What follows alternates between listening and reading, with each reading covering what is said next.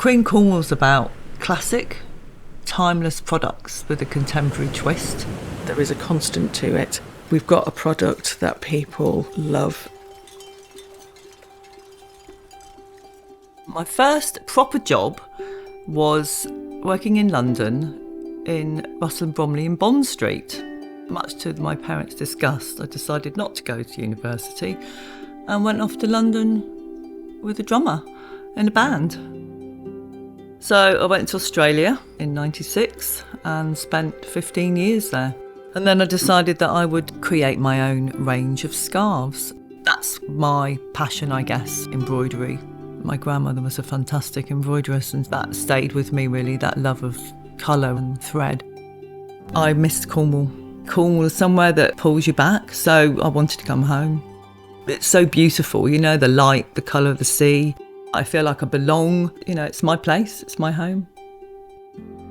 My design background is with woven and knitted textiles. I did my degree in Liverpool.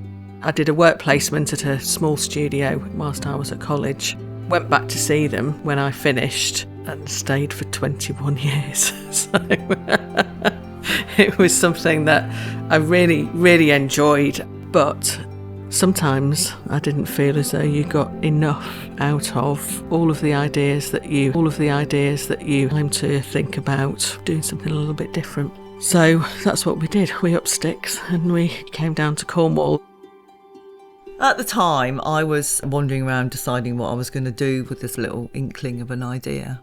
I used to go to anything that was free, workshop-wise, and Alison was there at the workshop. So we used to discuss bits and pieces. And I just said to her one day, I want to do this business, but I don't want to do it by myself because I've always worked by myself. So I said to her, should we do it together?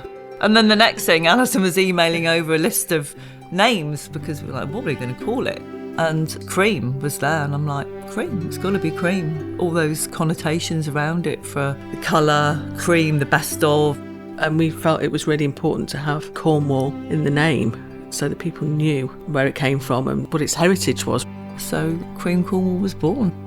I guess the first success was when we put the things in Alison's window. People walking along saw these things and knocked on the door to ask about them, and that was really exciting. You could hear people talking on the other side and making all these fantastic comments about things. And then we started to sample and think about product, and I think most people design one thing. They do tableware or ceramics, but we've decided that we would do everything. And we didn't really have a lot of money, so we eked it out doing all these things. We had 6 mugs done and 6 plates, and like it was really tiny quantities, and we made lots of it ourselves. But I think having that first year was really important because we formed exactly what the brand was about. Some shops started asking us if we would supply them, and I said to Alison, well, why don't we do a trade show? Let's just find out if anyone else likes it. And Alison somehow managed to organise a stand at the NEC, which is a huge trade show. It was all very exciting, and then on the last day we said, right, okay, who do we want to come to the stand today?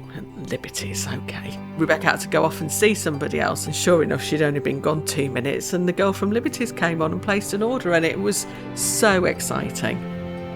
We were wholesaling to lots of shops all around the country, which was fantastic, and that's what really got us going. But once we had the shop, that was just different. It just opened up a whole new world to us. For me as well, because I've grown up in Falmouth and I'd seen this shop, and I bought my first pair of jeans there when I was 14, and I'd always absolutely loved that shop.